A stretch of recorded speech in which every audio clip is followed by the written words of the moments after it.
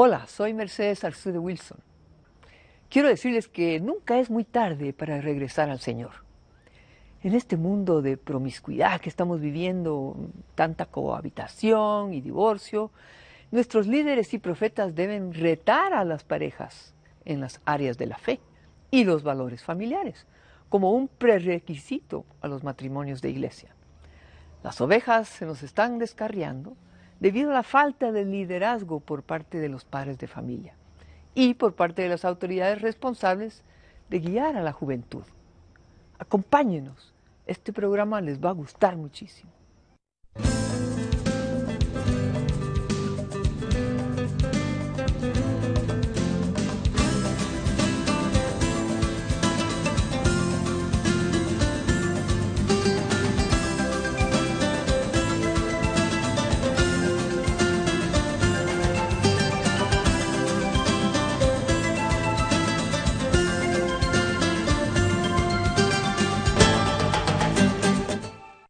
Gracias por acompañarnos de nuevo en nuestros programas de amor y familia. Hoy tenemos a un invitado especial que se llama Mario Saint Francis, que nos va a contar su historia y su conversión y su regreso a la Iglesia Católica. A ver, Mario, cuéntanos un poco de tu vida. Bueno, pues mis padres son colombianos que se fueron antes de casarse. Fueron amigos en Colombia, en Bogotá, estudiando inglés. Y cada uno por su parte se fue a los Estados Unidos. Mi papá a Los Ángeles, mi mamá a Washington. Y ahí empezaron de novios y por fin después de un año se casaron. Y tuvieron 4 hijos y soy el menor. Y criado en Washington, D.C. Una familia católica. Bueno, me hablaron siempre en español, pero yo como niño antipático, fue rebelde, no me gustaba hablar español, pero gracias a Dios aquí estoy. Mis padres, tremendos ejemplos para mí, pero claro, nunca los vi, no los vi siempre como grandes ejemplos para mí en la vida de matrimonio y de la fe.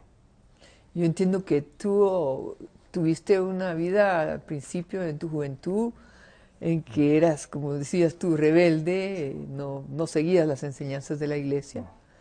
Y sin embargo ahora has pasado a otro nivel de espiritualidad con tu conversión. ¿Por qué no nos cuentas un poquito de tu testimonio? Bueno, sí, claro, es interesante porque muchos me dicen conversión, has venido de otra religión y digo, no, pues fui bautizado católico cristiano y criado, bueno, educado en colegios católicos, pero para mí la fe hasta los 12 años fue algo real. De Virgen María especialmente, las oraciones en la casa, una imagen de la Virgen María, siempre la vi como mi madre, la madre de Dios, era obvio, todo esto era natural. Pero ya uno empieza a pasar a los 14, los 15 años, empieza a conocer y pillar las mujeres, las niñas, las chicas del colegio, los deportes, la ropa, de ser popular, y ahí no vi la fe, ahí no vi la religión. Más que todo, lo que sí más o menos me dolió era que me gustaba jugar juegos bíblicos, me gustaba rezar en la casa, pero mis hermanos que todos estaban metidos en un grupo religioso de laicos, como me miraron como el tonto que quiere, no el tonto, pero era como, él todavía cree más o menos en todas estas cosas, mira, la comida se bendice rápidamente y vamos a comer, no se pone a hablar a Dios directamente realmente. Y me di cuenta que se burlaban un poquito de ese deseo de orar y jugar juegos bíblicos. Y ahí fue que empecé a rechazar a Dios porque sentí que mis propios hermanos se burlaban. Un poquito, no era abusivo. Pero ahí fue que me alejé. Y duré como 8 años, así, hasta los 24 años, que realmente tuve un encuentro que muchos lo llaman reversión. En vez de una conversión de otra cosa, era reversión, que era que yo estaba por otro lado, pero como una camisa, lo tienes al revés, es la misma camisa. Sigo el mismo, un católico, no cambié de religión, pero fue un cambio radical, fue un cambio de vida tremendo. Por eso muchos lo decimos que fue una conversión. Me recuerdo que tú me dijiste que un amigo te había invitado a una hora santa, ¿no? O Sí, algo así. que en ese momento que cambió mi vida. Sí. Era lo que llaman una misión parroquial, que este año, este verano, es el aniversario de 10 años de mi conversión. Entonces, hace 10 años, en el tiempo de Cuaresma, que estamos ayunando 40 días antes de la Pascua, siempre hay misiones parroquiales. Bueno, no todas las parroquias lo tienen. Pero yo estaba viviendo en Pittsburgh, Pensilvania. Estaba estudiando fisioterapia. Ya me había cansado de muchas cosas del mundo de modelaje, de actuación. Sí, Ya porque había, fuiste actor, sí, modelo, sí. famoso.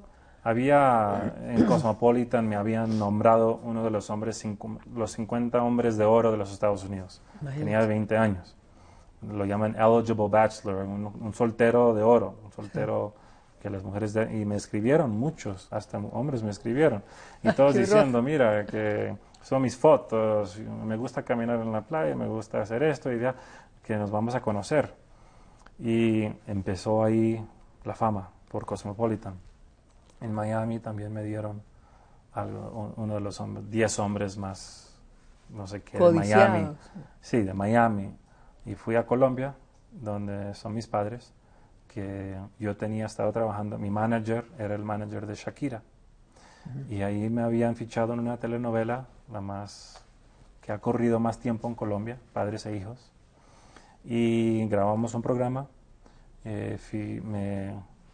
Se acercaron a mí para pedirme que fuera yo señor Santander para la competencia Señor Colombia.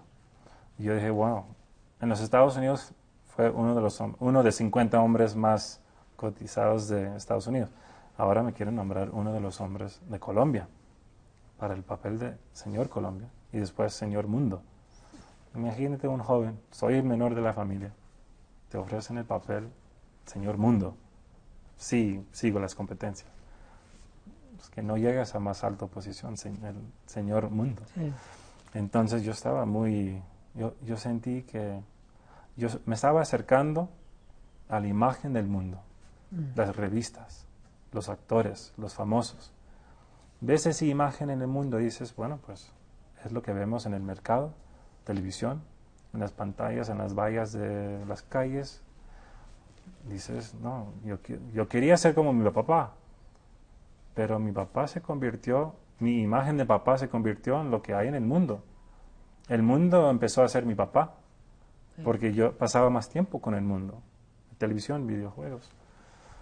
Y me retiré de modelaje.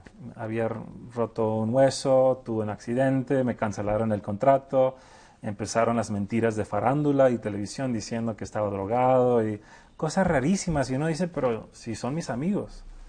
Y no, como actor y modelo eres un cheque, eres dinero, eres como un pedazo de carne. Entonces me sentí muy traicionado y fui a Pensilvania y decidí estudiar fisioterapia. Y mi profesor de anatomía me invitó a su iglesia católica y yo no quería ir porque ese año empecé una relación con Cristo que se llama una relación personal y fui a una iglesia que no era católica, pero me sentí muy atraído. Mi novia pertenecía a esa iglesia y su familia era una imagen impresionante de amor, de fe. En mi casa era religión, para ellos era relación. Entonces yo empecé a ver una diferencia y en la iglesia de ella empezaron a hablar de la Biblia dice que no debes decir a un hombre padre. Entonces los católicos dicen a los sacerdotes padre, herejía, van al infierno. Que los mandamientos dicen que no debes tener idolatría, no. Mira los católicos con todas las estatuas, eso es idolatría. Entonces yo me volví anticatólico. Yo empecé a luchar con mi hermano, empecé a decirle todos esos argumentos contra la iglesia. Entonces imagínate, a los 24 años me dicen, vente a una plática, que hay comida gratis al final, Mario. ¿Por qué no viene? Tienes que escuchar a este hombre. Y yo vivía en una casonona, $500,000, un loft de famoso casi. Viví ahí, estuve trabajando y estudiando. No tenía por qué ir, pero algo en mi corazón, por alguna razón, acepté la invitación. Y de ahí es donde empecé un camino que nunca me he regresado, que me llevó a un encuentro más personal con Cristo, más profundo, algo que no había sentido como católico jamás, ni como protestante. Pero gracias a Dios, sí, esta novia protestante, ella era modelo. Y gracias a Dios, un modelo a otro modelo me cogió la atención. Dios quizás la usó. Y eso me llevó a luchar contra la Iglesia Católica. Y estaba buscando la verdad, estaba muy confundido. Y por fin, en esa plática, el sacerdote empezó a decirnos: ¿ustedes han escuchado por allá estos argumentos contra la Iglesia? Claro, ellos dicen que nosotros somos, y empezó, que somos idólatras, que somos hijos del diablo, que el Papa es esto, el ta. Pues yo sentí, nos descubrió. ¿Cómo nos descubrió? Este sacerdote católico, ¿cómo conoce todo lo malo de la Iglesia? Yo pensé que era un secreto, que solo los protestantes lo sabíamos, lo malo de la Iglesia, pero él dijo, claro que sí. Te dicen esto, no, te dicen esto. Y yo, sí, me han dicho. Ahora les voy a decir la verdad. Y empezó con las Escrituras. Quiero que hagamos una pausa, Mario, porque tenemos que hacerla ahorita y quiero que continuemos porque está muy interesante tu historia de conversión.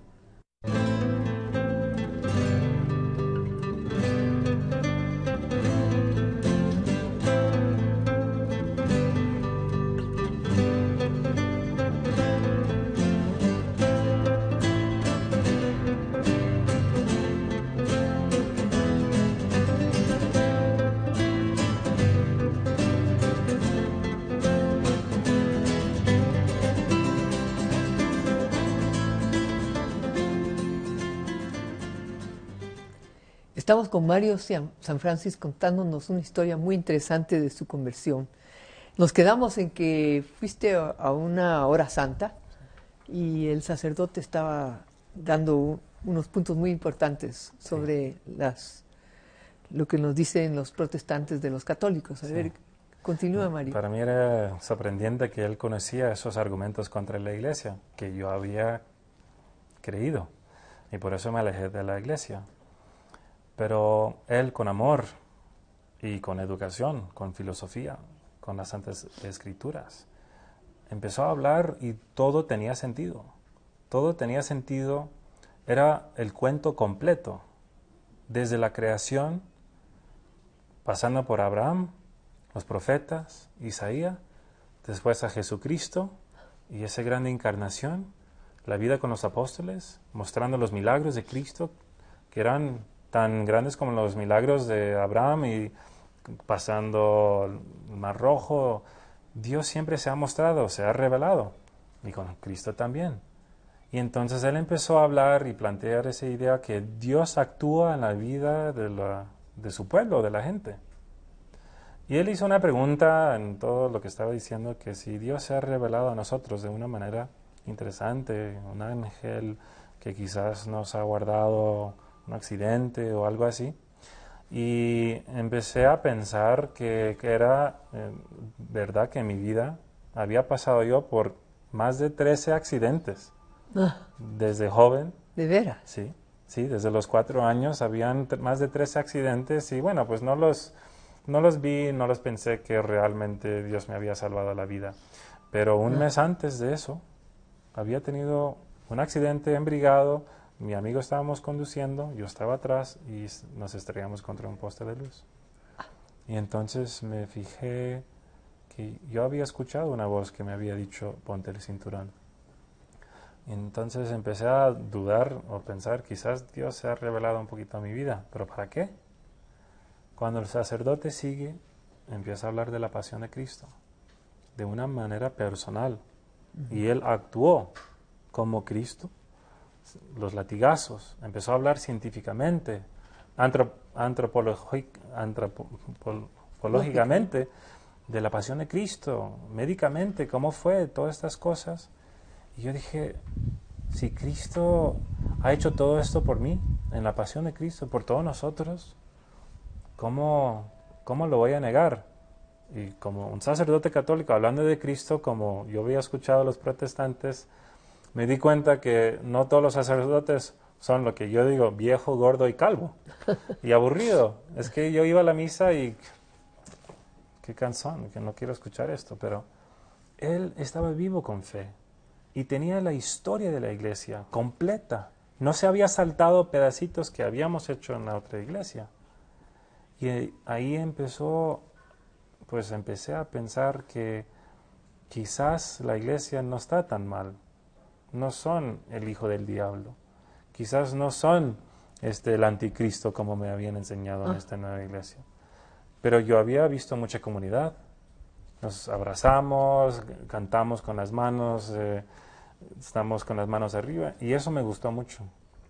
Pero cuando él planteó la encarnación, la pasión, la resurrección y la Eucaristía, la misa, los santos, los primeros siglos de los santos, empecé a ver una línea desde la creación hasta hoy en día que no se repite en ninguna otra iglesia, que lo han quitado en la iglesia protestante que me encantaba.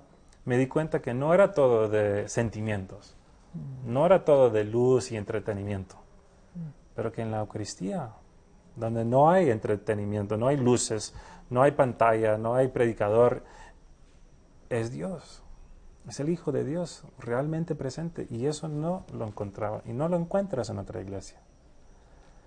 Y ahí, pensando en la pasión de Cristo y la Eucaristía, él salió y hizo una vuelta con el Santísimo dentro de la iglesia. Y cuando se acercó a mí, sentí en mi corazón algo que jamás he sentido. Encontré a mi papá, pero mi papá eterno. Encontré a mis hermanos que eran hermanos cristianos. Encontré la iglesia, la Virgen María como mi madre, y todo respaldado por la Escritura y la tradición. Y en ese momento el Espíritu Santo sopló en mi corazón, en mi alma, y ahí, hombre, con tantas cosas, llorando enfrente de una realidad que estaba en el monstruo, que se dice donde está la Eucaristía, el monstruo. No el monstruo, no, se dice monstrance en inglés. Monstruo, sí, no. En el tabernáculo, sí, pero el sacerdote andando con... sí. Bueno, ahí estaba andando con esto y me quedé tocado por Dios. Yo digo personalmente, con su dedo sentí que tocó mi corazón. Y ahí sabía que yo tenía que seguir a Cristo. Y desde ese día en adelante tú has dedicado tu vida como misionero, has ido a todos los continentes, a India, pues, o sea, Asia, África, Europa, Estados Unidos, América Latina, y ahora sigues dedicando tu vida a convertir almas, ¿no? Sí, porque si eso pasa, tienes que compartirlo con otros. Sí. ¿Y cómo ves tú la juventud ahorita, cuando tú les platicas? ¿Cómo haces tú para que regresen? Pues es difícil porque cuando yo los veo me siento que muchos están dormidos en los colegios católicos, los jóvenes están andando con los audífonos del iPod en la clase, caminando por los pasillos. Los uniformes de las chicas han subido a un nivel, o han bajado, no sé cómo decir, se han achicado.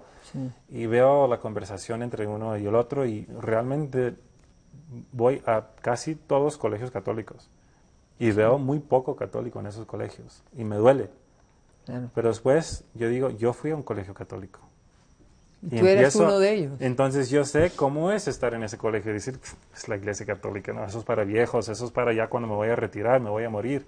Ya, eso ya después, pero no. ¿Qué tal si me muero en ese accidente a los 23 años? Imagínate. Mi primo murió a los 14 en un carro, en un accidente. El mejor amigo de mi hermano a los 18.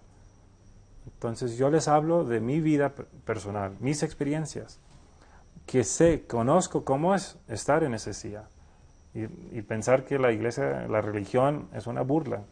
Pues claro, desafortunadamente en esos colegios quizás lo están haciendo, enseñando así, pero los identifico con ellos y después los levanto, los elevo, como Dios, que fue el ejemplo grande, se encarnó. Para elevarnos. Para elevarnos. Y eso es mi misión. Dejé todo ese día seguir a Cristo, porque eso dice Jesús, ven y sígame. Yo lo tomé literalmente. Y como dices, eso me ha llevado a todo el mundo como misionero laico. Desde mi parroquia, la gente me llama, se comunican conmigo. No soy parte de un grupo grande que vamos todos 50 a misionar. Me he juntado con muchas misiones, pero usando el método de Cristo. Meterme a la vida a la gente para elevarlos. Como sea, hay que hablar a veces hasta diferentes idiomas. Yo sé que tú asististe a un entrenamiento de planificación familiar natural en un tiempo, Sí, porque sí. te interesó también ayudar a las mujeres a que no caigan en la promiscuidad, que puede afectar su fertilidad para el resto de su vida también, ¿no? Que eso no lo sabía antes de ese curso que he tomado. Sí. Y pues es que cuando uno ya se mete a buscar la verdad y ya encuentra a Dios, la Santa Trinidad, la Iglesia, Pedro como el apóstol, el príncipe de los apóstoles, y ves esa tradición católica, quieres conocer toda la Iglesia. Y claro, la contracepción es algo muy grande que se está moviendo hasta dentro de la Iglesia, los jóvenes y hasta matrimonios lo están usando, y veo que eso no es de la Iglesia. Y estudiándolo, que ahorita soy estudiante de filosofía, veo que esto hay que hablarlo. Y asistí a esa conferencia, ese entrenamiento, para poderlo compartir, porque la gente de mi edad se van a casar, se van a volver padres, y si no los educo ahora, ¿cómo van a ellos educar a sus hijos? Y si no lo educan bien, el mundo los va a educar, va a ser el padre y todos van a estar usando contraceptivos, promiscuidad, no van a conocer el valor de la castidad, de su cuerpo, su dignidad. Pierden todo eso porque ven modelos como yo fue en la televisión y dicen, debo hacer eso. Sí. Están siguiendo una vida, otro camino, y yo los quiero enderezar. Sobre todo que las parejas que viven juntas antes del matrimonio o que usan métodos artificiales son las que más se divorcian. Sí. Y cómo sufren los niños de estas parejas, ¿verdad? Claro, y es una tragedia, pero hay muchos niños, y tengo amigos que los padres se han divorciado. Pero nadie ha dicho, ningún hijo, gracias a Dios han divorciado a mis padres, porque ahora tengo mi madre que trabaja 2 trabajos, pero me gusta porque, pues claro, quizás le gusta porque la situación era malo. Quizás algunas situaciones son violentos y terribles. Sí.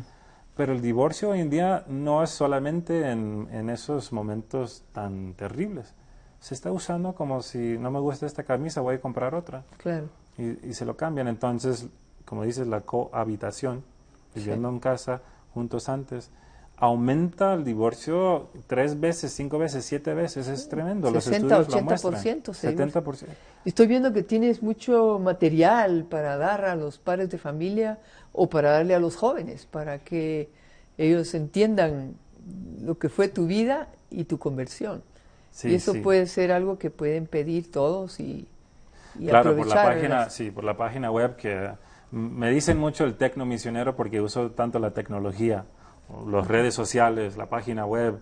La gente me puede encontrar en la página web mariosanfrancis.com, que tengo mi testimonio si lo quieren compartir con sus familias, con sus amigos. Sí. Tenemos 3 diferentes versiones, pero también voy a los colegios, voy a conferencias, en congresos a hablar.